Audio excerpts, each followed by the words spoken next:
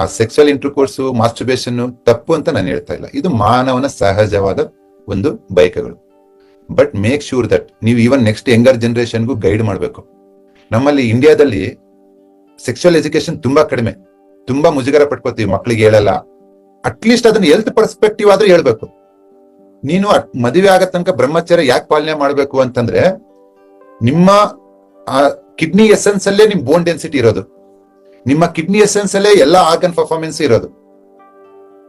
ಇವತ್ತು time to time menses ಆಗ್ಬೇಕಂದ್ರೆ, time to time ನಿಮ್ಗೆ ಹಸುವಾಗ್ಬೇಕಂದ್ರೆ, ನಿಮ್ ಬೋನ್ ಡೆನ್ಸಿಟಿ ಚೆನ್ನಾಗಿರ್ಬೇಕಂದ್ರೆ ಎಲ್ಲದಕ್ಕೂ ಕಿಡ್ನಿ ಎಸೆನ್ಸ್ ಬೇಕು.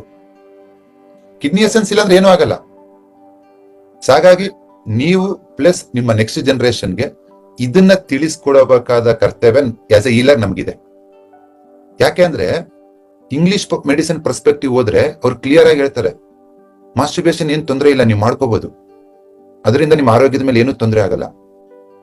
This is one of the wrong information in the medical science. ಇದನ್ನ ನೋಡ್ಕೊಂಡ್ಬಿಟ್ಟು ಯಂಗರ್ ಜನರೇಷನ್ ಏನ್ ತೊಂದರೆ ಇಲ್ಲ ಅಂತ, ಏನು ಪ್ರಾಬ್ಲಮ್ ಇಲ್ಲ ಅಂತೆ, ಏನು ತೊಂದರೆ ಇಲ್ಲ. This is the one of the biggest crime and biggest wrong message ಈ ಯಂಗ್ ಜನರೇಷನ್ ಪಾಸ್ ಆಗ್ತಿರೋದು. ನಮ್ಮ ಗುರು ಹಿರಿಯರಿಗೆ ನಿಮ್ಮ ಬ್ರಹ್ಮಚರ್ಯದ ವಿಶೇಷತೆ ಅವ್ರಿಗೆ ಗೊತ್ತಿತ್ತು.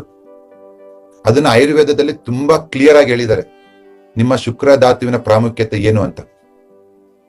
It's very very very important. ಮಕ್ಕಳು ಮಾಡ್ಕೊಳಕ್ ಮಾತ್ರ ಅಲ್ಲ, ಬ್ಯಾಕ್ ಪೇನ್ ಬರದೇ ಇರ್ಲಿ ಅಂತ ಮಾತ್ರ ಅಲ್ಲ, ನಿಮ್ಮ ದೇಹದ ಪ್ರತಿ ಅಣು, ಪ್ರತಿ ಜೀವಕೋಶ ವರ್ಕ್ ಆಗದೆ ಕಿಡ್ನಿ ಎಸೆನ್ಸ್ ಇಂದ. ಕಿಡ್ನಿ ಎಸೆನ್ಸ್ ಇಲ್ಲ ಅಂದ್ರೆ ನಿಮ್ಗೆ ಏನೂ ಮಾಡಕ್ಕಾಗಲ್ಲ.